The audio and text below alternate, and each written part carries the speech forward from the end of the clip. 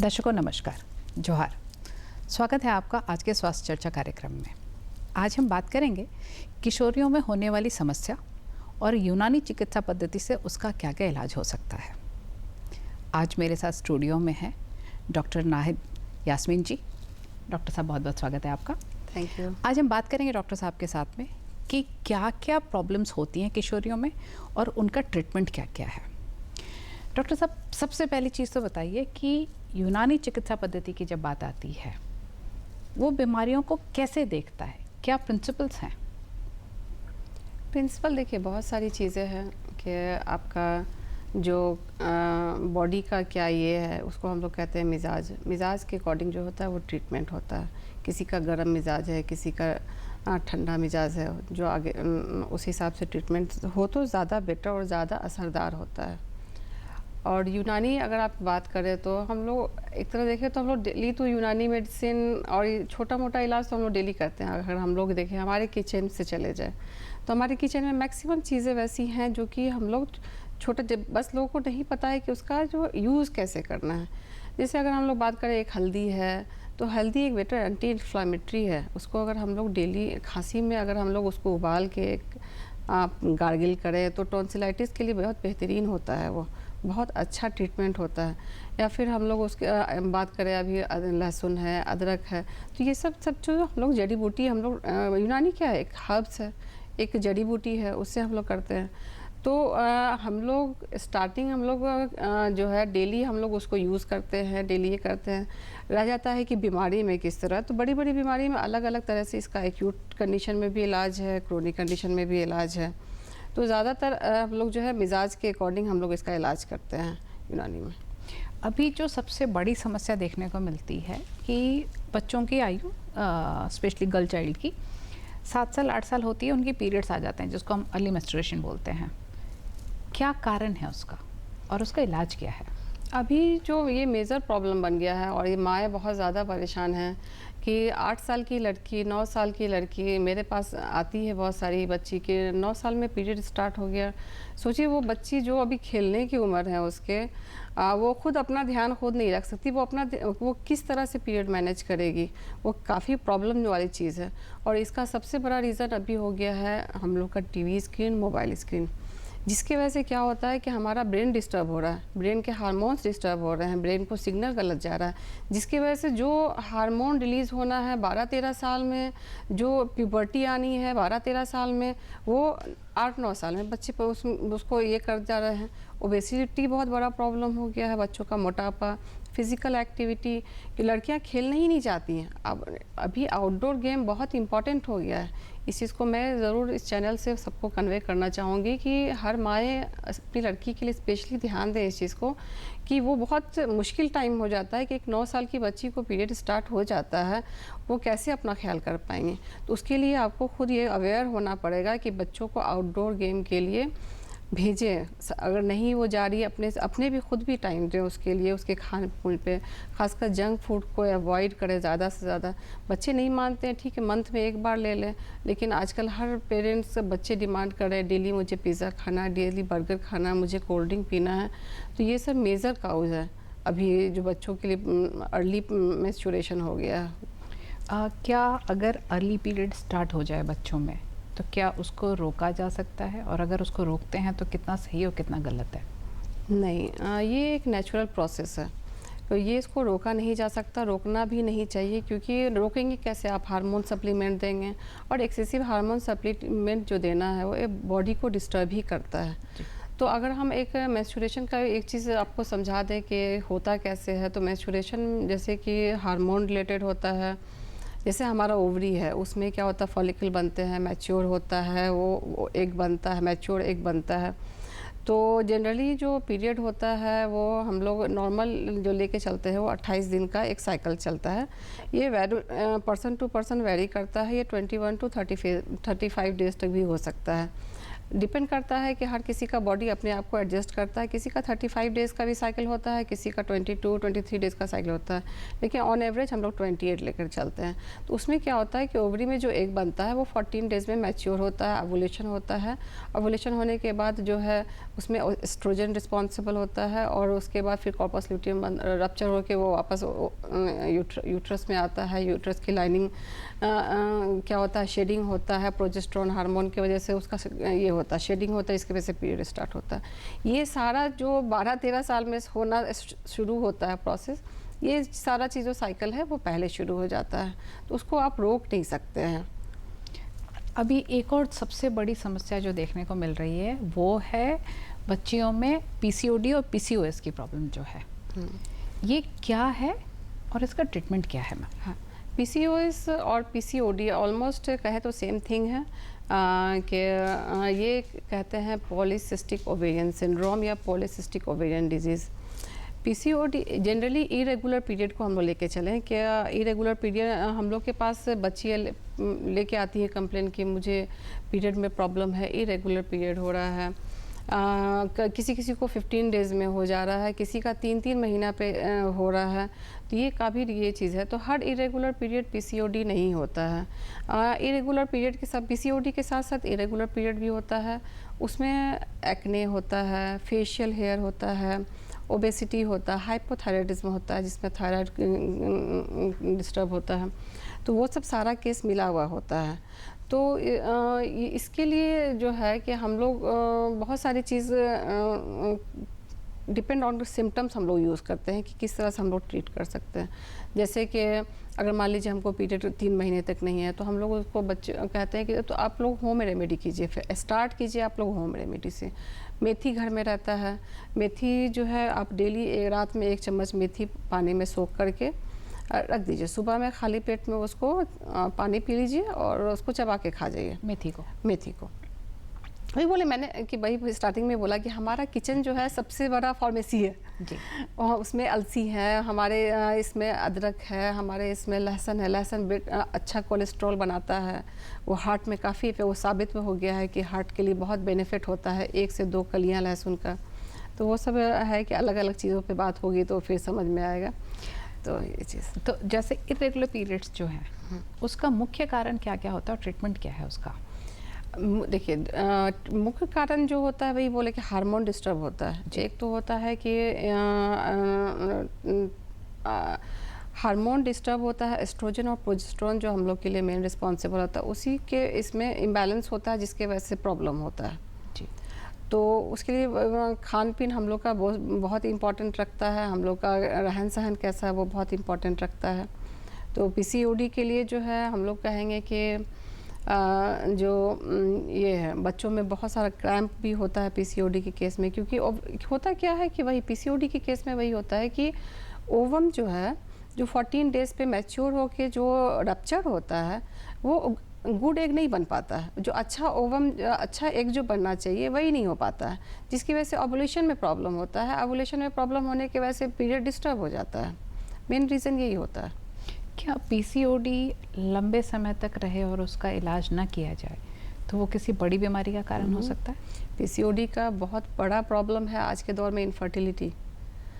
आप लड़कियों में तो है कि मान लीजिए कि पीरियड गड़बड़ है, लेकिन आप आफ्टर मैरिड आप जाएं, पीसीओडी का प्रॉब्लम इनफर्टिलिटी काउज कर रहा है।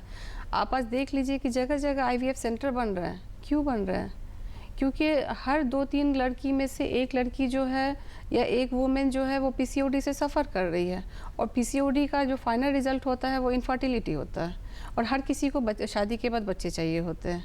तो जिसकी वजह से आईवीएफ इतना कॉस्टली होता है कि एक आम पर्सन के लिए, गरीब आदमी के लिए बहुत मुश्किल होता है आईवीएफ को ये करना।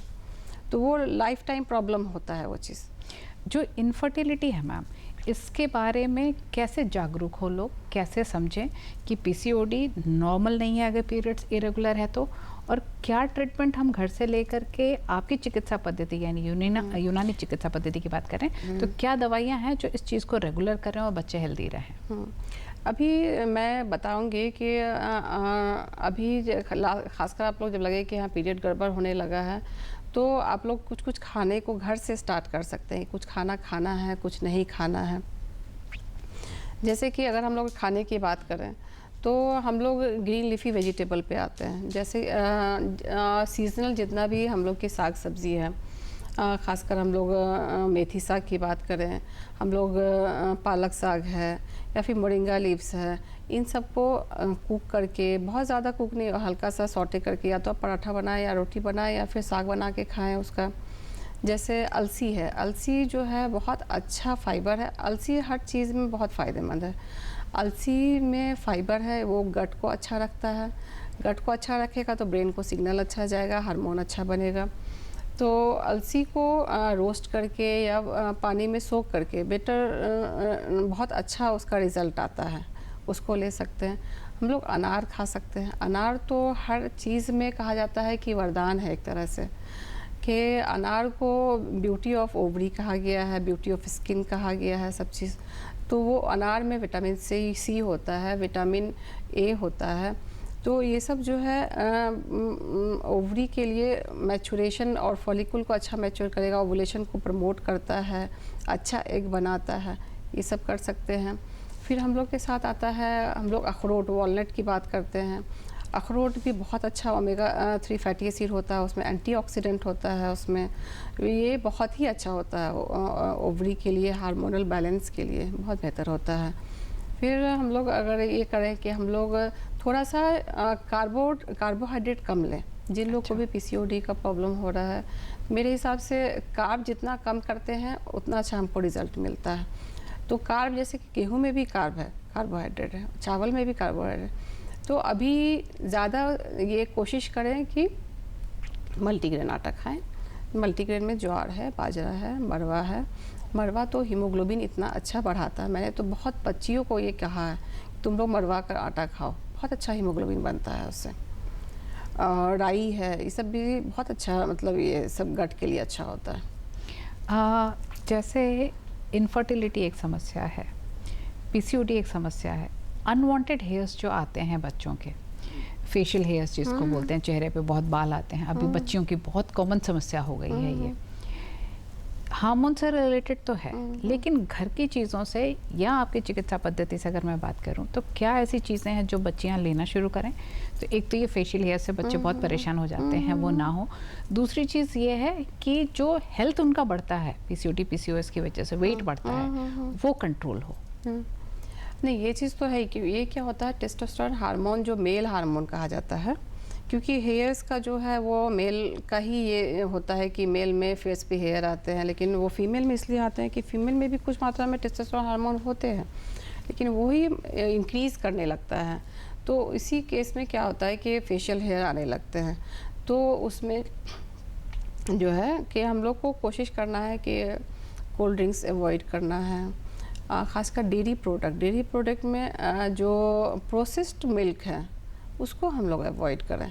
प्रोसेस्ड मिल्क के साथ साथ हम लोग बहुत ज़्यादा मिल्क का सामान, क्योंकि जितना भी हमारा पनीर है या चीज़ है या जो भी है वो सारा उस प्रोसेस्ड मिल्क से ही बना होता है। वो अगर अगर हमारे मिल्क जो मेन जो आता है हम लोग का प्योर मिल्क आता है, उससे तो बनता नहीं है। प्योर मिल्क मिले बहुत अच्छा है, आप उसको लीजिए, लेकिन प्रोसेस्ड मिल्क को अवॉइड करें। प्रोसेस्ड फूड जैसे मैदा है, मैदा से चीज़ों को, मैदा के बने चीज़ों को अवॉइड करना है। लाइक बर्गर है, पिज़्ज़ा है, चाउमीन है, उसके बाद ये है, बहुत सारी चीज़ें हैं और मार्केट में मैदा से बनी हुई चीज़ें हैं, तो उस चीज़ को अवॉइड करना है। खासकर पैकेटेड फूड को भी अवॉइड करें, क्योंकि उसमें केमिकल्स मिले होते हैं और वो सब हार्मोन डिस्टर्ब कर रहे हैं।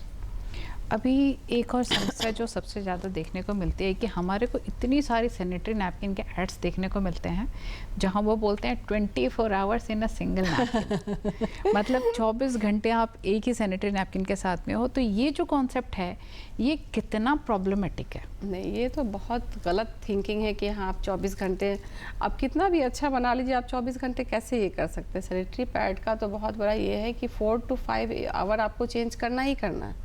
किसी वुमेंस को या गर्ल्स को कम पीरियड आते हैं, तो कम पीरियड आते हैं तो वो लोग इत्मीनान रहते हैं कि वो इन्फेक्शन का सबसे बड़ा काउज होता है, और इन्फेक्शन जो गर्ल्स के लिए होता है वो लिकोरिया काउज करता है इस सब केस में, और लिकोरिया जो होता है वो वीकनेस काउज करता है। तो लड़कियां तो थ्रू आउट परेशान रहती हैं, इस चीज़ को करना है कि एवरी 4 to 5 आवर्स जो है सैनिटरी पैड को चेंज करना ही करना है। और एक चीज़ और मैं बताना चाहूँगी कि बहुत सारे लोग बोलते हैं कि मैं वॉश करने में डेटॉल यूज़ करती हूँ, सेवलॉन यूज़ करती हूँ। कभी नहीं यूज़ करना है उसको। ये गलत थिंकिंग है कि हम डेटॉल से वॉश करेंगे तो मेरा इन्फेक्शन ख़त्म हो जाएगा। नहीं, ये दूसरा प्रॉब्लम क्रिएट कर देता है।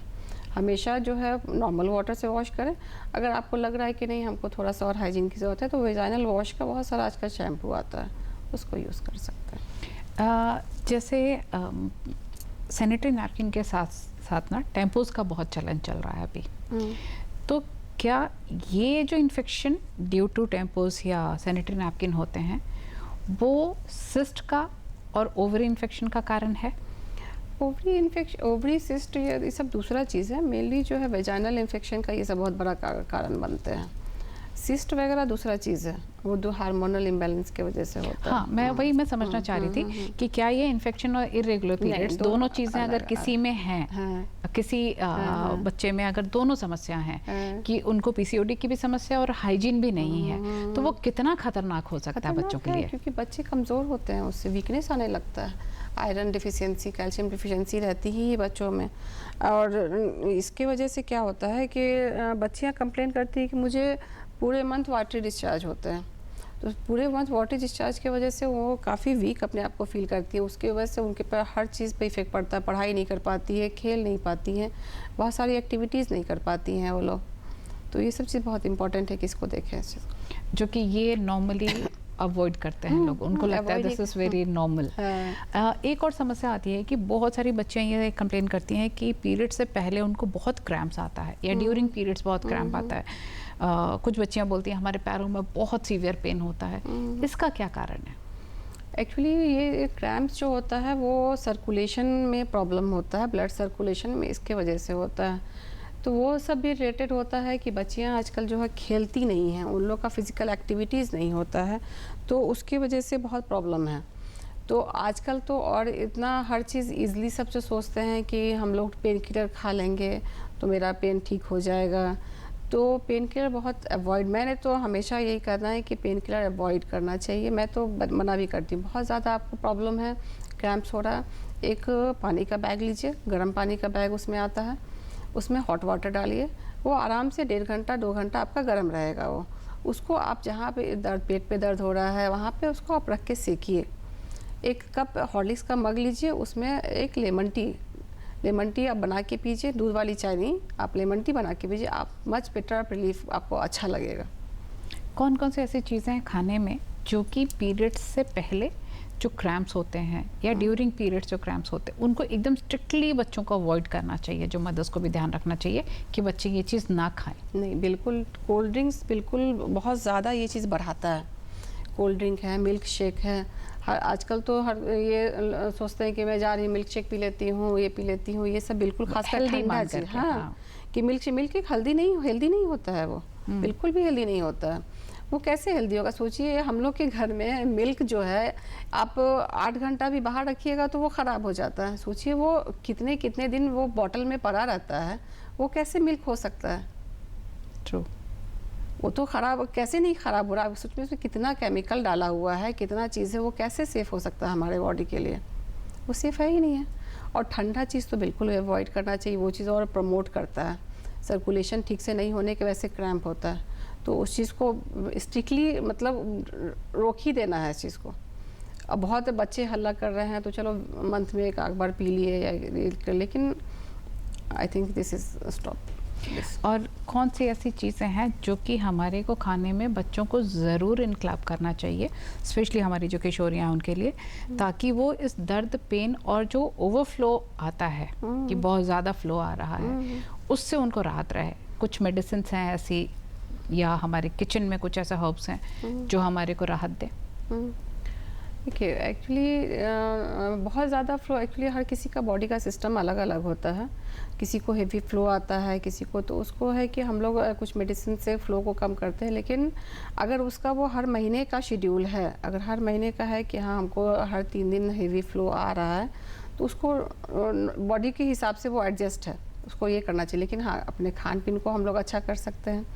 साग वगैरह हम जितना ज़्यादा लें उतना अच्छा है। डेली हम लोग को वॉलनट, बादाम लड़कियों के लिए बहुत ज़रूरी है। उसके बाद जो है हम लोग अनार तो रखना ही रखना है। हम लोग डेट्स आता है, खजूर बहुत अच्छा आयरन है, क्योंकि पीरियड इसमें जो हेवी पीरियड होता है, जाहिर सी बात है हीमोग्लोबिन कम होगा, ब्लड लॉस होगा। तो जितने भी ग्रीन वेज हैं हम लोग के, ब्रोकली बहुत अच्छा एंटीऑक्सीडेंट और हीमोग्लोबिन बढ़ाता है, उससे ब्रोकली तो खाना ही चाहिए। और ब्रोकली में एंटी इन्फ्लेमेटरी प्रॉपर्टी है, मतलब जो सूजन होता है, स्वेलिंग, यस स्वेलिंग जो होता है, स्वेलिंग को बहुत अच्छा उसको कंट्रोल करता है। हल्दी, जिसको भी थोड़ा सा ये प्रॉब्लम है कि यहाँ क्रैम्प ज़्यादा आते हैं, उनको क्या करना है, 1 गिलास पानी हॉट वाटर लेना है, उसमें आधी चमची, चाय की चमची हल्दी और पिंच ऑफ काली मिर्च, और उसमें 3-4 ड्रॉप घी का। घी जो है वो बेटर हम लोग का फैट के में जो है अच्छा माना जाता है, एब्जॉर्प्शन सुबह में लेने से बॉडी के लिए बहुत हेल्पफुल है। अच्छा, आपने हल्दी और घी का कॉम्बिनेशन बोला तो मुझे ध्यान आया कि एक हल्दी का हलवा बनता है। हाँ, पहले बनता था। अभी क्या जो ये किशोरियों में समस्या आ रही है, हाँ। उसमें सारे हर्ब्स और ड्राई फ्रूट्स डाल के जो हल्दी का हलवा दिया जाए तो क्या वो फायदा करता है? ज़्यादा बेटर है। पहले के औरतों को याद होगा कि पहले के हम लोग देखे हैं कि मेरी नानी दादी वगैरह जब लड़की ये होती थी, डिलीवर्ड करती थी, डिलीवरी के बाद, तो उन लोग को स्पेशली एक दवा दिया जाता था।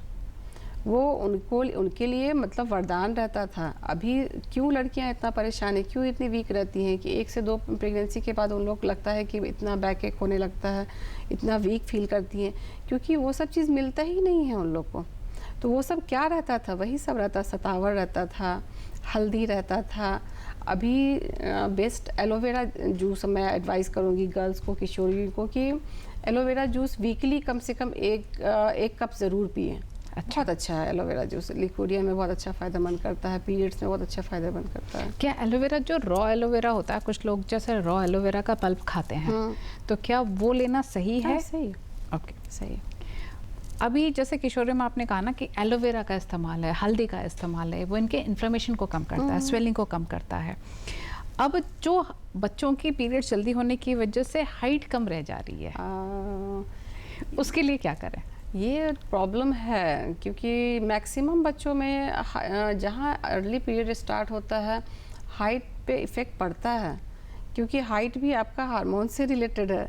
क्योंकि टीनेजर में कहा जाता है कि मेन हाइट बढ़ेगा 13 से 14 साल में, 13 से 18 साल में एज बढ़, अभी नहीं, 16 के बाद अभी आपका हाइट नहीं बढ़ेगा, क्योंकि अर्ली प्यूबर्टी अर्ली हो रहा है, प्यूबर्टी अर्ली हो रहा है। सारा डाइट हैबिट जो है, रहन सहन है, लाइफस्टाइल है, इसके वजह से तो और बच्चियां खेल नहीं रही हैं, आउटडोर गेम नहीं खेलना है, तो सब चीज़ एक दूसरे से रिलेटेड होता है।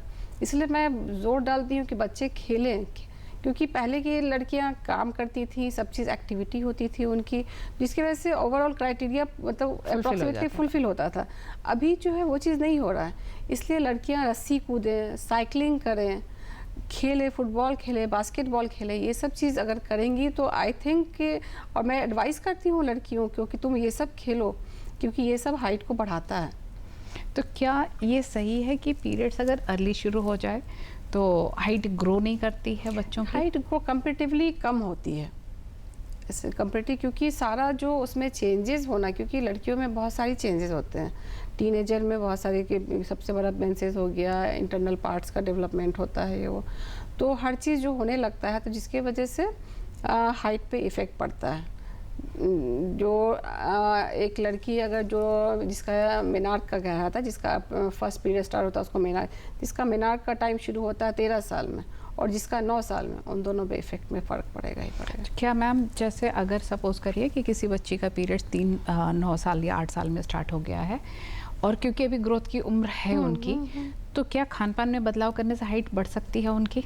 मैक्सिमम कैल्शियम लें, क्योंकि कैल्शियम रिस्पॉन्सिबल होता है, ले सकते हैं, ये सब चीज़ कोशिश कर सकते हैं, क्योंकि हार्मोन आपका कितने लेवल तक ये हो रहा है, डिस्टर्ब हो रहा है, वो तो डिपेंड करता है कि कैसा है, वो तो समझ में नहीं आता है। लेकिन ये सब चीज़ जो है कैल्शियम मैक्स, खासकर मखाना जो होता है, मखाना बेड बहुत अच्छा जो है वो कैल्शियम का सोर्स है। तिल जो है, वाइट तिल आता है, वो मैं कैल्शियम का बहुत अच्छा सोर्स है। ये सब जितना भी आप खाने में आप ये सब बढ़ाएंगे उतना अच्छा आपका सब चीज़ होगा, ग्रोथ अच्छा होगा, आपका हार्मोन अच्छा बनेगा, आपका सब चीज़ अच्छा रहेगा।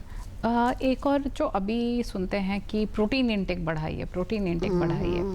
क्या प्रोटीन इंटेक बढ़ाने से जो बच्चियों में समस्या आ रही है उसका सॉल्यूशन मिलता है? हाँ, सॉल्यूशन प्रोटीन भी बेटर है, फ़ायदेमंद चीज़ है कि मसल्स और बोन्स में फ़ायदा करता है प्रोटीन लेना चाहिए, लेकिन कैल्शियम का ये चीज़ ज़्यादा लें और अपने खान पीन पे ज़रूर ध्यान दें, खेल कूद पे ज़रूर ध्यान दें। इस चीज़ को हमेशा मैं बोलूँगी कि मैक्सिमम खेलिए, आपके खेलने का उम्र है, आप खेलिए।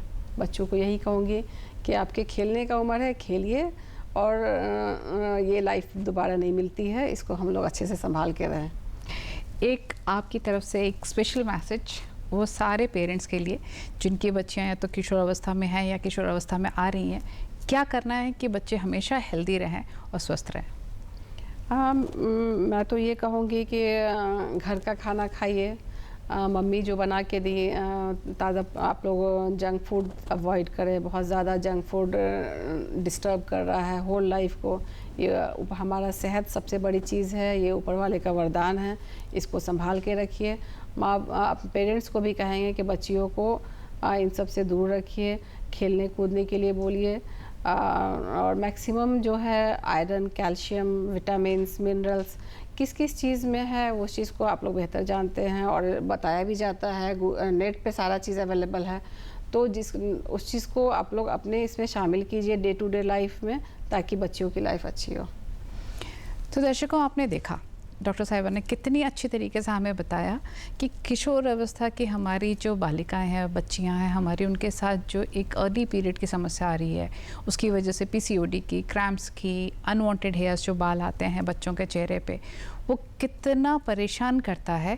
बट एक छोटी छोटी चीज़ों से, खान पान से, और स्पेशली उनकी फ़िज़िकल एक्टिविटी, उनका खेलना कूदना, इन चीज़ों से ही हम अपनी बच्चियों को हेल्दी और सुरक्षित रख सकते हैं। तो उम्मीद है कि आप, जैसा कि हमारी डॉक्टर साहिबा ने बताया है, आप हर चीज़ को फॉलो करेंगे अपने बच्चों के लिए, अपने लिए, सबके स्वास्थ्य को लाभ मिले। डॉक्टर साहब, बहुत बहुत शुक्रिया आपका, आपने बहुत सारी चीज़ें हमें बताई। और दर्शकों, फिर मुलाकात होगी अगले कार्यक्रम में, तब तक के लिए इजाज़त दीजिए, नमस्कार।